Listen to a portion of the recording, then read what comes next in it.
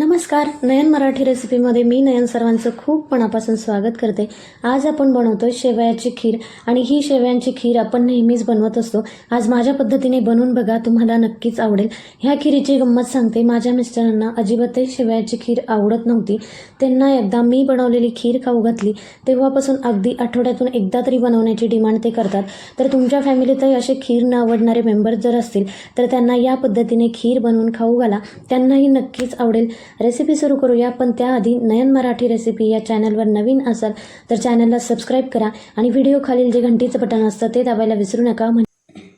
आज आपण शेवयाची खीर बनवतोय, तर त्यासाठी मी अर्धी वाटी इथं शेवया घेतल्या। पण मी शेवया घेताना अगदी बारीक अशा ह्या शेवया घेतल्या, तर मार्केटमध्ये तुम्हाला सहज उपलब्ध होतील। खीरीच्या शेवया म्हणून मार्केटमध्ये मिळतात, तर ह्या शेवया तुम्ही घेऊ शकता। आणि जर ह्या शेवया नसेल वापरायच्या तर उन्हाळी वाळवणामध्ये आपण ज्या शेवया बनवतो त्याचीही तुम्ही खीर करू शकता। पण ह्या शेवयाची खीर अगदी टेस्टी होते, म्हणून मी इथं बारीक शेवई वापरली आहे। त्यानंतर अर्धी वाटी इथं साखर घेतली। आता तुम्हाला खीरीचं प्रमाण किती गोड ते पाहिजे त्यानुसार इथं साखरेचं प्रमाण कमी जास्त करायचं। त्यानंतर इथं मी एक छोटी वाटी भरून बारीक खोबरं घेतलंय, तर खोबऱ्याचे काप करून हे मिक्सरला मी बारीक करून घेतलं, म्हणजे अगदी बारीक असं आपलं खोबरं तयार होतं। जर तुम्ही किसणीने किसून घेतलं तर ते दाताखाली येतं, म्हणून मी इथं खोबऱ्याचे काप करून हे मिक्सरला बारीक करून घेतलं। त्यानंतर एक छोटी वाटी भरून मी साजूक तूप घेतलं। तुपाचं प्रमाण तुम्ही तुमच्या आवडीनुसार कमी जास्त करू शकता। त्यानंतर मी काजू बदामचे काप घेतले, 3 पेढे घेतले। पेढे ऑप्शनल आहे, पण पेढे घातल्यामुळं आपली खीर मलाईदार तयार होते। आणि त्यानंतर इथं वेलदोड्याची पावडर घेतली। आता हे झालं साहित्य। तर आता आपण ही खीर दुधामध्ये बनवतोय, तर त्यासाठी मी इथं पाऊण लिटर दूध घेतलंय। आता यानंतर आपण शेवया भाजून घेतो आणि एका बाजूला आपण दूध उकळायला ठेवतोय। आता आपण शेवया, ड्रायफ्रुट्स आणि खोबरं भाजून घेतोय, तर त्यासाठी मी कढई गरम करायला ठेवली आणि आपण कढईत 1 चमचा साजूक तूप घातले। तूप छान गरम झाले। आपण जे काजू बदामचे काप करून घेतले ते आपण तळून घेऊ। गॅसची आच बारीक ठेवून आपल्याला हे कुरकुरीत होईपर्यंत तळून घ्यायचे। हलकेशे सोनेरी रंगावर आपण हे तळून घेतले। आता आपण एका वाटीमध्ये काढून घेऊ। त्याच तुपामध्ये आपण घेतलेल्या शेवया भाजून घेऊ। तर ह्या पॅकेटमधल्या शेवया थोड्याशा भाजलेल्याच असतात, पण आपण ह्या तुपावर परत एकदा भाजून घेतोय। त्या भाजून झाल्या, कारण मी जे पॅकेट आणलं होतं त्यातल्या शेवया बऱ्यापैकी भाजलेल्या होत्या, त्याच्यामुळं फक्त 1 मिनिटभर मी ह्या तुपावर भाजून घेतल्या। आता आपण ह्या काढून घेऊ। शेवया आपण काढून घेतल्या, त्यानंतर आपण खोबरं भाजून घेतोय।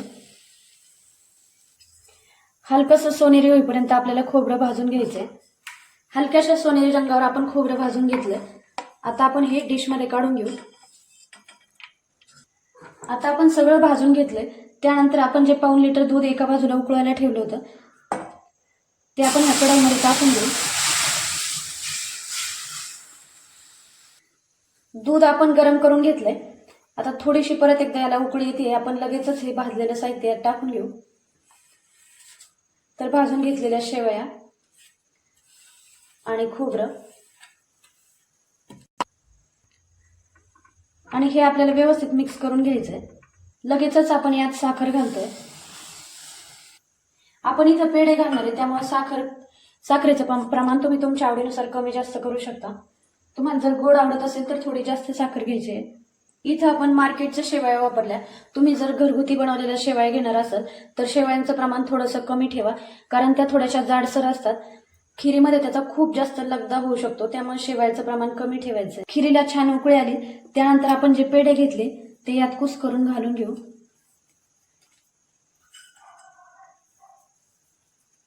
त्यानंतर 1 चमचा तूप आपण शेवया भाजताना घातलं होतं।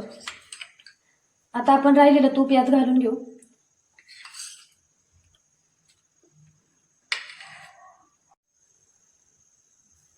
अशी आपली खीर तयार झाली।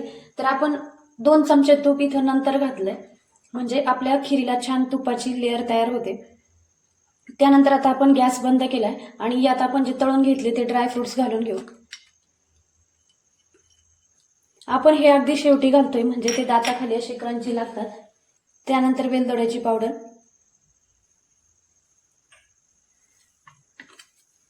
आणि हे मिक्स करून घ्यायचं।